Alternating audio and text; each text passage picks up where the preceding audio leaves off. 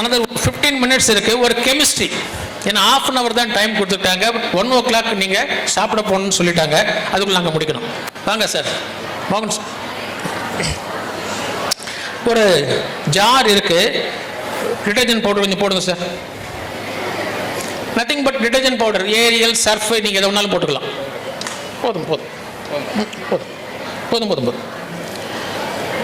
அதை எடுத்து கொஞ்சம் ஊற்றுங்க சார். அன்னைக்கு வச்சதுதான். சரி பாருங்க, உடைக்கல அதுக்கப்புறம். Right, careful.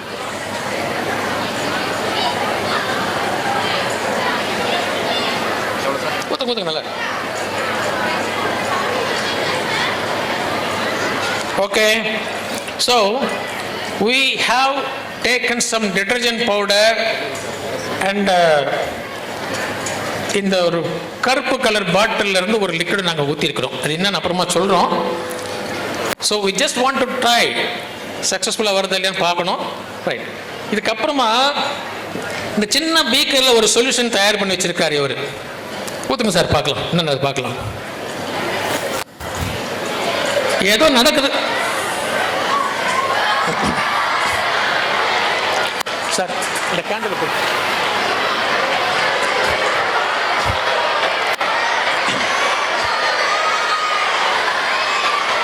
நீங்க கவனிக்க வேண்டிய விஷயம், சயின்ஸ் ஸ்டூடெண்ட்ஸ் முக்கியமா உங்க கண்ணெதிரில் ஒரு நிகழ்ச்சி நடக்கும்போது முக்கியமாக கேர்ஃபுல்லாக அப்சர்வ் பண்ணணும். இந்த இடத்துல ஒயிட் ஃபியூம்ஸ் வருது, ஒயிட் ஃபியூம்ஸ். ஏன்னா நீங்கள் அப்புறமா பார்த்தா பார்க்க முடியாது. உன்னிப்பாக கவனிக்கணும். எக்ஸ்பெரிமெண்ட் வரும்போது ஒயிட் ஃபியூம்ஸ் வரும். அந்த white fumes nothing but steam.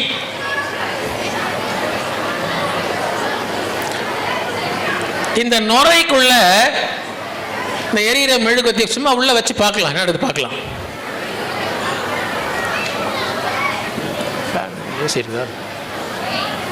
Bright எரியுதா?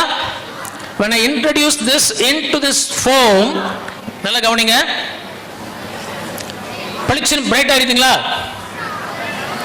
Orange colour அளவுக்கு ஃப்ளேம் வருது பாருங்க.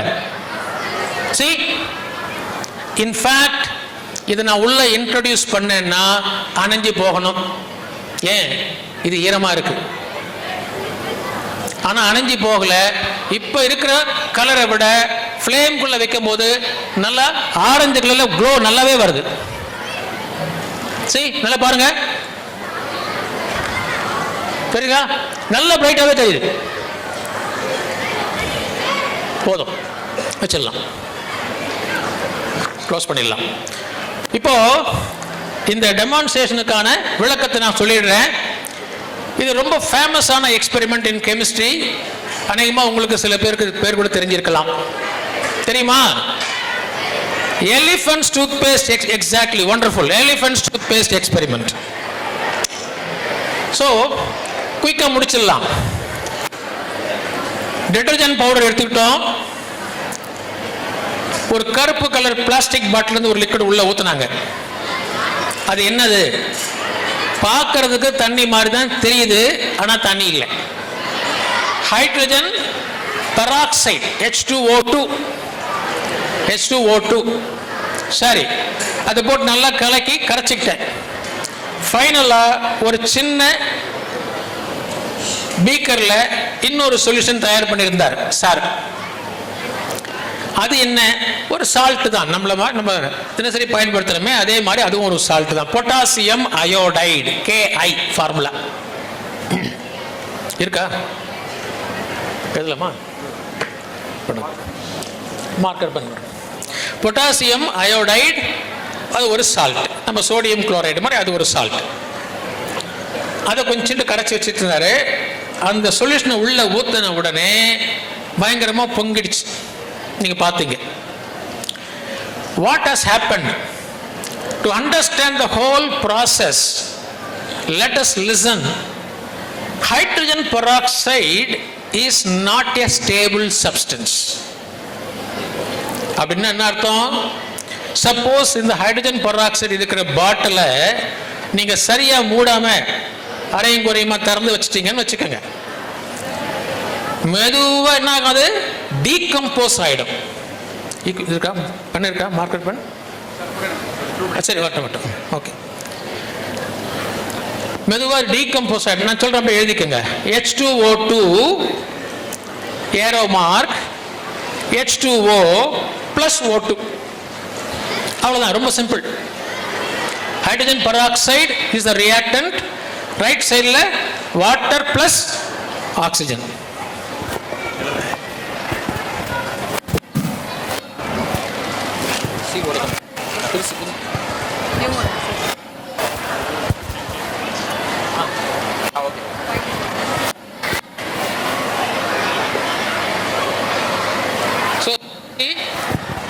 ரியாக்ஷன். ஸோ நேச்சுரலி உங்களுக்கு நீங்க படிச்ச கெமிஸ்ட்ரியிலிருந்து என்ன புரிஞ்சுக்கலாம்? One substance is getting split into two substance. அதுக்கு என்ன பேர் வச்சிருக்காங்க கெமிஸ்ட்ரியில? டீகம்போசிஷன். அதுக்கு ஒரு எக்ஸாம்பிள் ஆயிப்போச்சு, நம்பர் 1. ரெண்டாவது, இந்த டீகம்போசிஷன் ப்ராசஸ் இருக்கு பாருங்க, வெரி ஸ்லோ ப்ராசஸ், மெதுவாக நடக்கும். ஆடிக்கு ஒரு பபுள், அமாவாசைக்கு ஒரு பபுள் வரும். எனக்கு அது வரைக்கும் பொறுமை இல்லை. I don't have patience. I want the reaction to go fast. நீங்க படிச்ச கெமிஸ்ட்ரியில என்ன சொல்ற? Suppose you come across a chemical reaction which goes very very slowly. உங்களுக்கு பொறுமையில சட்டு புட்டுன்னு வேலை முடியணும், சீக்கிரமா ரியாக்ஷன் முடியணும். என்ன பண்ணலாம்? கேட்டலிஸ்ட் போடலாம் நீங்க சொல்லியிருக்கீங்க. கெமிஸ்ட்ரி சொல்லுது, நம்ம சொல்லுமா? கெமிஸ்ட்ரி சொல்லுது. சரி, இப்போ பாருங்க, ஆரம்பத்தில் ஒன்றும் நடக்கல. அந்த சின்ன பீக்கர்ல கொஞ்சோண்டு சொல்யூஷன் தயார் பண்ணி ஊத்தணும் இல்லையா? அதாவது பொட்டாசியம் அயோடைட். அதை ஊத்தின உடனே என்ன ஆயிடுச்சு? பயங்கரமா பொங்க ஆரம்பிச்சிச்சு. அப்ப என்ன அர்த்தம்? நம்ம ஊத்தணுமே பொட்டாசியம் அயோடைடு, அது என்ன வேலை பண்ணியிருக்கு? இப்போ கேட்டலிஸ்டா வேலை பண்ணியிருக்கு. Potassium iodide is the catalyst. நீங்க அதில் கூட கேட்கலாம், சார் நீங்க பொட்டாசியம் அயோடைடே கேட்டலிஸ்ட்னு சொல்றீங்க, ஆனால் நான் படித்த கெமிஸ்ட்ரி என்ன சொல்லுது? when a salt is dissolved in water it is split up into cations and anions. அப்போ K-ஐ நீங்கள் டிசால்வ் பண்ணீங்கன்னா K+1 வருது, I-1 வருது. இந்த ரெண்டு பேரில் யார் சார் கேட்டலிஸ்ட்? ரெண்டு பேருமே கேட்டலிஸ்டா இல்லை யாராவது ஒருத்தரா? டவுட் வருது, நியாயம் தானே? K+க்கு வேலை இல்லை, அவர் சும்மா டம்மி ஆள் தான், டம்மி பீஸ். அவர் I- தான் கேட்டலிஸ்ட், அவர் தான் கேட்டலிஸ்டா ஒர்க் பண்றாரு. சரி, யார் கேட்டலிஸ்ட்னு தெரிஞ்சு போச்சு. ஸோ கேட்டலிஸ்ட் வந்த உடனே ரியாக்ஷன் ரொம்ப ஃபாஸ்டா நடக்க ஆரம்பிச்சிருச்சு. எக்கச்சக்கமா ஆக்சிஜன் வெளியே வர ஆரம்பிச்சிருச்சு. இப்போ நான் கொஞ்சம் கம்பேர் பண்ணுவோம். நம்ம வீட்டில் பாத்ரூம்ல துணி துவைக்கிறதுக்காக ஒரு பக்கெட்ல 2-3 ஸ்பூன் ஏதாவது ஒரு டிடர்ஜென்ட் பவுடர், ஏரியலோ சர்ஃபோ ஏதோ ஒன்று போடுறோம். அப்புறம் கொஞ்சம் தண்ணி ஊற்றுறோம். தண்ணி ஊற்றினா நுர வருதா? இல்லை. நம்ம என்ன பண்றோம்? அதுக்கப்புறமா நம்ம விரல்ல விட்டு இப்படி அலசலாம், ரின்ஸ் பண்றோம். அப்படி பண்ணா நுர வருது இல்லையா? அதே போல அந்த ரின்சிங் ஆக்ஷனை இங்க யார் பண்றாங்க அப்படின்னா வெளியே வர ஆக்சிஜன் பண்ணுது. கேட்டலிஸ்ட் போட்ட உடனே ரியாக்ஷன் படு வேகமா நடக்க ஆரம்பிச்சிட்டா, ஆக்சிஜன் படு வேகமா வெளியே வர ஆரம்பிச்சிச்சா, அந்த வெளியே வர ஆக்சிஜன் உருட்டி பரட்டி அந்த ரின்சிங் ஆக்ஷனை பண்றதால நுர ஃபார்ம் ஆயிடுச்சு, பொங்கி வெளியே வர ஆரம்பிச்சிடுச்சு. சரி, கேட்டலிஸ்ட் விஷயம் புரிஞ்சிட்டோம், டீகம்போசிஷன் அப்படின்றதும் புரிஞ்சுக்கிட்டோம். அதுக்கப்புறமா இன்னொன்று, இந்த ரியாக்ஷன் நடக்கிற போது நல்லா கவனிச்சு பார்த்தீங்கன்னா, ஆக்சுவலாக நம்ம யூஸ் பண்ணது 30% ஹைட்ரஜன் பெராக்சைடு. இதை விட கான்சன்ட்ரேஷன் அதிகமாக இருக்கு, 50% இருக்கு. அதை போட்டிங்கன்னா நுர வெளியே வரும்போது சுற்றியும் ஒயிட் ஃபியூம்ஸ் வந்துடும். அந்த ஒயிட் ஃபியூம்ஸ்ன்றது என்னது? நத்திங் பட் ஸ்டீம், நீராவி. ஸ்டீம் வர்றதுக்கு இங்க என்ன சான்ஸ் இருக்கு? நம்ம என்ன அடுப்பு வச்சு தீ போட்டு என்ன மூட்டணுமா? எல்லாம் ஒன்றும் இல்லையே. I did not use any burner. But how is it possible to get steam getting generated here? That is the question. If you look at this equation carefully, one of the product is water, the other product is oxygen. Oxygen is coming up in the form of bubbles. The other product is water, that is getting converted to steam. இப்போ நமக்கு doubt வருது, சரி sir water நீங்கள் ஸ்டீமாக வருதுன்னு சொல்கிறீங்க, நான் ஏற்றுக்கிறேன். But நான் ஹீட் எதுவும் நான் பண்ணலையே, பர்னர் நான் யூஸ் பண்ணலையே. ஆனால் ஹீட் வராமல் ஸ்டீம் வர முடியுமா?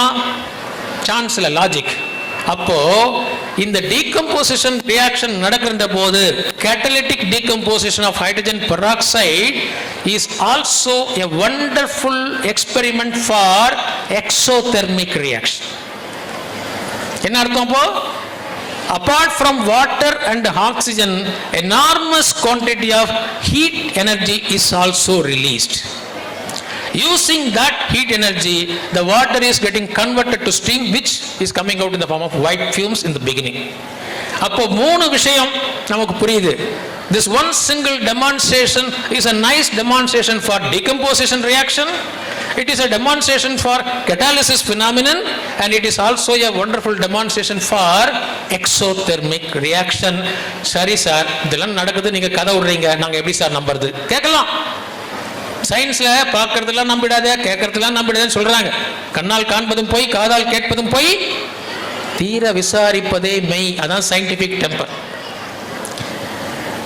சரி, இந்த மாதிரி நடக்குதுன்றதுக்கு என்ன சார் ப்ரூஃப்? கேட்கலாம் இல்லையா?